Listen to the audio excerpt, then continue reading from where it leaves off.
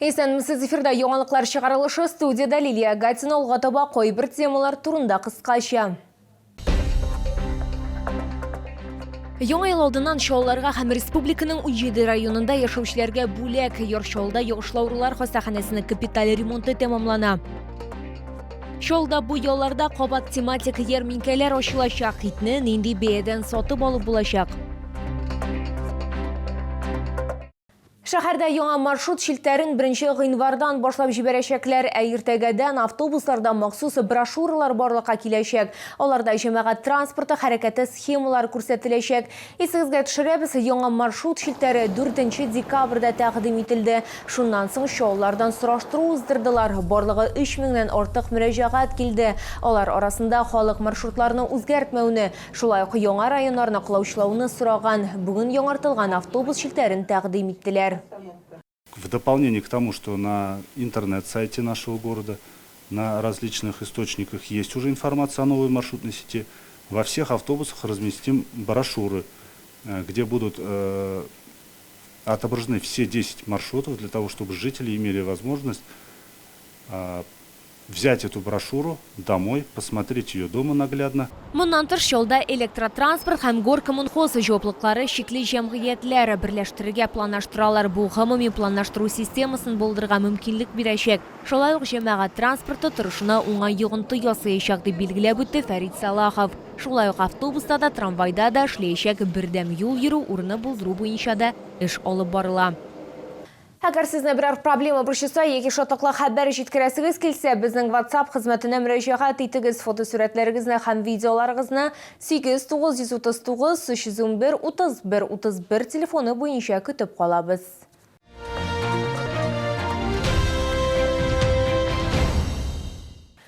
Яңа ел алдыннан шоуларга һәм республиканың 17 районында яшаучыларга бүләк Йоршолда йогышлаурулар хастаханәсенең Д блогына капиталь ремонт ясалды. Г блогын җиһазлар белән тулыландырдылар. Медицина учреждениесен капиталь ремонтлауга 3 миллиард сумга якын акча бүлеп бирелгән. Үзгәрешләрне Россия Дәүләт Думасы депутаты Әлфия Кагугина да бәяләде. Йогышлаурулар хастаханәсе танымаслык булып үзгәрде. Исегезгә төшерәбез, медицина учреждениесенә капиталь ремонт 6 ел элек башланган иде. Бу вакыт эчендә В1, В2, Б, А, Г блокларын тәртипкә китерү мөмкин булды. Хәзер барлык корпусларда максималь җиһазландырылган. Наша инфекционная больница является межрегиональной. 17 районов обслуживает, кроме набережных Челнов, 1,5 миллиона прикрепленного населения. И мы смогли отремонтировать за счет республиканских средств 5 блоков. Медицина учреждениесендә йогышлаурулар өчен 7 бүлек кабул итү, диагностика һәм анестезиология, реанимация бүлекләре, параклиник хезмәтләр, УЗИ һәм ЭКГ кабинетлары, рентген кабинеты, клиник диагностика, бактериология һәм вирусология лабораторияләре. Вот этот весь блок, он работает чисто на приемный покой. Первый компьютерный томограф – это для тех пациентов, у которых уже установлен диагноз, но им нужно проводить обследование для контроля. Вот. Также дальше за этим компьютерным томографом, да, следующий, так скажем, раздел – это у нас экстренная лаборатория, то есть лаборатория двойного назначения. То есть она и экстренная, работает круглосуточно, и в то же время для перепрофилизирования. Әлфия Кагугина шулай ук йогышлаурулар белән авыручылар өчен яңартылган махсус Г блогында да булды. Исегезгә төшерәбез, капиталь ремонт проектын гамәлгә ашыру республика рәисе Рөстәм Миңнеханов ярдәме белән мөмкин булды. И даже в это непростое время мы смогли завершить не только капитальный ремонт, но полностью оснастить новым оборудованием инфекционную больницу. То есть выполнить все обязательства, которые у нас стоят именно перед системой здравоохранения. Дәүләт Думасы депутаты медицина персоналына да айрым игътибар бирде. Хороший подарок к Новому году. Пусть в Новом году с вами случатся только лучшие перемены. Здоровья, счастья, душевного тепла. Вам, вашим близким, мира, чтобы все было хорошо. Бүгенге көндә йогышлаурулар хастаханәсе пациентларны дәвалау һәм табиблар эше өчен кирәкле шартлар булган яңа заманча медицина үзәге. Лилия Гатина, Тимур Сафронов, яңалыклар. Яңа ел казлары шөп килде шалда бу ялларда кабат тематик ярминкеләр ачылачак. Киштеләрдә күркә ите дә, тавык та, күрдә дә һәм әлбәттә инде казда бары. Шәһәргә продукцияне республиканың төрле районнарыннан китерәчәкләр. Итне нинди бәядән сатып алып булачак, бу турда киләсе минутларда сөйләрбез. Реза Султанова гаиләсе 9 ел каз үрчете белән шөгыльләнә. Быел 4800 кош үстергәннәр. Бүген алып килдек 200 каз, патрахалар и казмайы алып килдек. Свежий казларны 550 сумнан сатабыз, наборларны 150 сумнан сатабыз. Фермерлар әйтүенчә, алар узган елдан бирле бәяләрне үзгәртмәгән. Гарча кошларны тоту һәм тукландыру өчен акча күбрәк китә. Гүзәл Хусаинова 21 көнлек шибиләр сатып ала. Аларны берничә ай үстерә. Бер каз бәясе якынча 30 сумга күтәрелгән. Ошатулар артты быел 30 сумга где-то артты получается. Айгөл Мөбәрәкшина ярминкәгә 600 килограммга якын бозау ите алып килгән. Аның сүзләренчә, ул узган елдан бирле бәяләрне күтәрмәгән. Бүген алып килдек без тана итләре, минем инде в основном тана итләре без үстерәбез. Әниләр, әтиләр белән бергә эшләп. 400 бәяләр 480-нән тотына, 650 сумга кадәр, 650-680-га кадәр инде мәкәтләребез бара. Ярминкәдә катнашучыларның үз продукцияләренә бәяләрне күтәрмәүләре турында белдерүләренә карамастан, кайбер сатып алучыларның фикере башкача. Без шулай ук сораштыру үткәргә һәм аларның нәрсә алуларын белергә булдык. Без бүген каз алдык, үрдәк алдык, корт алдык. Без ел сайын шулай алып йөрибез һәм безнең бер традиция буларак бара инде ул. Шул ирем үрдәк әзерли, әтәниләрнең туй көннәре 31-дә. Казлар 600-700 кайда кем үскетергәндер инде, наверное.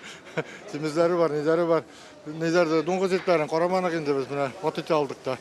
Хәзер наверное каз ите алабыз. Мош тел эзләп йөридек, тел юк. Язгына түгел вообще кимәт. Магазинда да шул бәяләр, монда да шундый бәяләр. Сатып алучылар кош итен 28 һәм 29 декабрьдә сатып ала алачак. Лилия Гатина, Эльмира Гайнетдинова, Сергей Вильданов, Яңалыклар.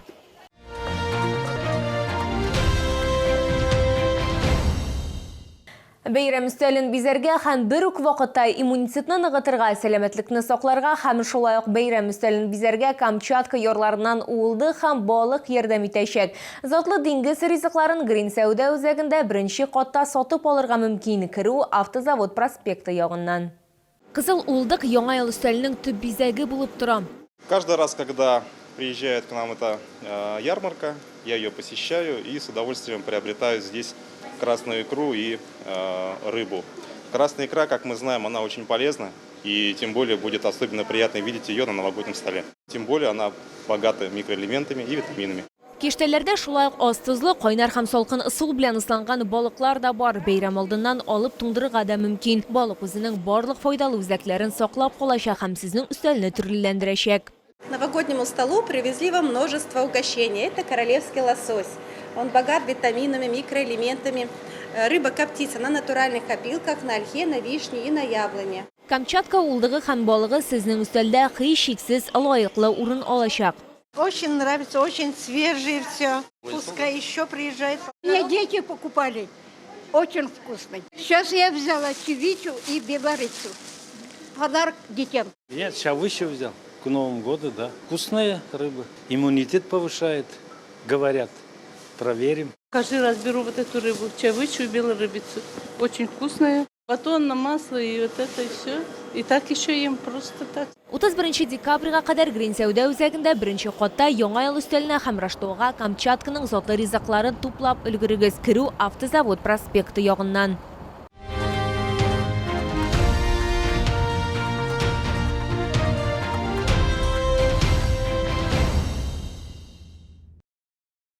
Бу сезгә җиткерәсе соңгы мәгълүматыбыз иде. Мин Лилия Гатина, сезнең белән сау булашам. Исән-имин булыгыз.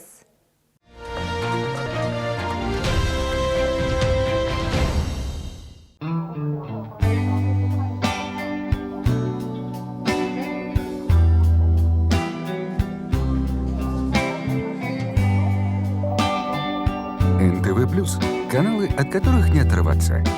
ТВ-приставка и годовая подписка по специальной цене. Я согласна.